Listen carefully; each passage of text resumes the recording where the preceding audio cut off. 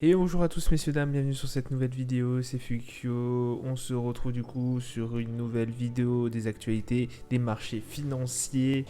On fait cette vidéo du coup pour le 15 septembre 2022, il est un peu tard donc du coup c'est pour ça que cette vidéo est tournée le 16. Mais on va parler de la séance du 15. On a eu un CAC 40 qui a fait moins 1,04%, un Dow Jones à moins 0,56%, un Nasdaq à moins 1,43%, le DAX à moins 0,55%, le FTSE à plus 0,07%, un Nikkei 225 à plus 0,21, un pétrole Brent qui redescend en dessous de la barre des 95 $, on est à 90,51 $, le 11 d'or qui a cassé un bien à la baisse, la barre des 1700 $, 1663 exactement, donc belle baisse sur le 11 d'or, moins 1,88%, l'euro USD qui frôle la parité 0,9991 et le 10 ans US qui ne cesse un peu de monter. 3,46, on était à 3,42 hier, je crois, de tête. Donc voilà, ça augmente encore pas mal. Beaucoup, voilà, on est toujours sous le coup de l'inflation, des résultats de l'inflation aux États-Unis. Le Nasdaq qui perd quand même 1,43% après son faible rebond qu'on a eu hier. Effectivement, alors entre parenthèses, j'ai tradé sur le Nasdaq, j'ai perdu pas mal de pépettes. Pourtant c'était à la baisse effectivement, mais il y a eu un retournement de marché une demi-heure plus tard après que j'ai commencé à prendre position. Donc bon, ça s'était avéré par un échec. Voilà, ça c'était pour, c'était pour l'annonce. Du coup, du côté des actualités, alors on a eu notamment le département du commerce qui a dévoilé les statistiques à 14h30. Voilà, c'était sur notamment les ventes de détail en août. Donc ça a fait une petite hausse de 0,3% par rapport au mois de juillet.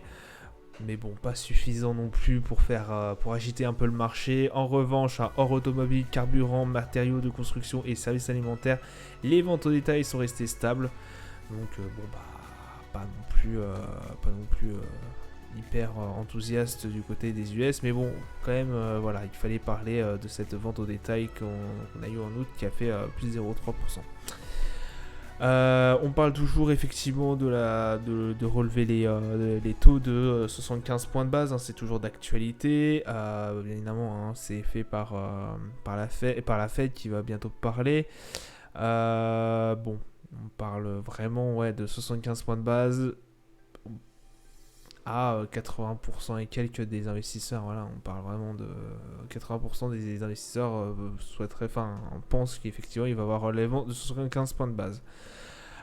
Du côté, je fais ça assez vite, je suis désolé, il se fait assez tard. Du côté des valeurs, on a Société Générale qui s'est octroyé 1,18%, notamment grâce à Morgan Stanley qui a remonté ses objectifs de cours de 32 à 34%.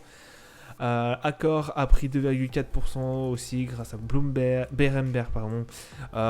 qui a amélioré son cours de cible de 32 à 34 euros le titre. Et enfin, LVMH qui a annoncé un plan visant à réduire de 10% sa consommation d'énergie entre octobre 2022 et 2023. Et octobre 2023, pardon. Donc voilà, qui est aussi dans l'air du temps, les magasins qui restent allumés, voilà, qui consomment de l'électricité. Et on sait qu'en ce moment, l'électricité c'est une denrée rare. Donc bon, certains groupes font en sorte de réduire cette facture. Du côté du calendrier d'annonce économique, donc on a eu le taux de chômage au niveau de l'Australie qui a été plus fort que prévu, 3,5 ou 3,4 selon le consensus. La vente de détail mensuelle, donc ça on l'avait dit, voilà, ça a un peu augmenté, on attendait 0%, on a eu 0,4 au mois de juillet. Donc du coup là on a sorti 0.3. Ça c'est ce que je vous parlais du coup de la vente au détail hors automobile, etc., etc. Donc là ça a été un peu plus mitigé, moins 0,3%. On attendait 0,1% sur le consensus. Demain, du coup vendredi, on aura la production industrielle annuelle au niveau de la Chine, qui risque d'être intéressant à regarder 4h du matin si vous êtes levé, bien évidemment. Vente au détail mensuel à 8h au niveau du GBP.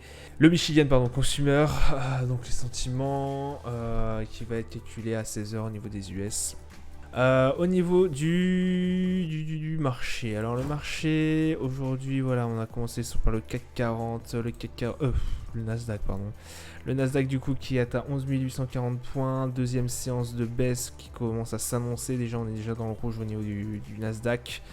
Vous n'avez toujours plus les barres, je suis désolé parce que j'ai pas eu le temps de les remettre, j'ai rebidouillé 2-3 trucs sur cet ordi, enfin bref.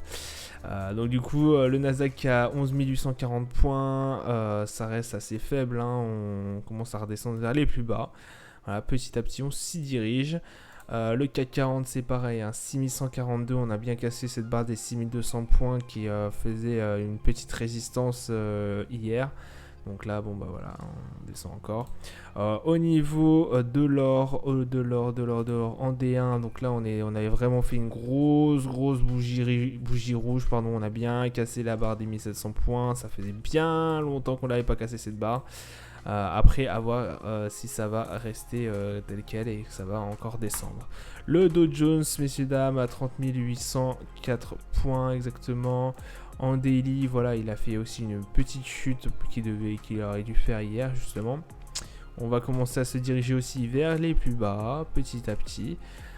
Donc assez compliqué. L'euro USD, alors attendez, hop, ça sera plus facile pour vous de vous repérer. En D1, du coup, on est à 0.9979. On est tout proche de la parité, mais on n'y est pas encore. On avait tenté de la casser cette parité, de passer au-dessus hier, ça n'a pas forcément marché.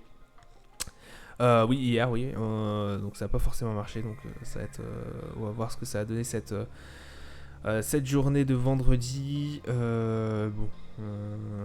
Ça nous fait de la résistance, mais on y est à la fois assez proche, hein, j'ai envie de vous dire, de la parité. Le Brent, lui, quant à lui, hein, a bien descendu aussi. Bon, là, il a remonté un tout petit peu. On avait atteint en dessous des 90$ pendant un moment. Là, on est à 91,42$. Ça reste assez intéressant quand même de voir cette valeur du baril de Brent descendre aussi fort. Voilà, ça sera tout pour moi pour aujourd'hui. Je vous souhaite une bonne journée, de bons trades à vous pour ceux qui vont trader demain et je vous dis à plus tard. Ciao ciao.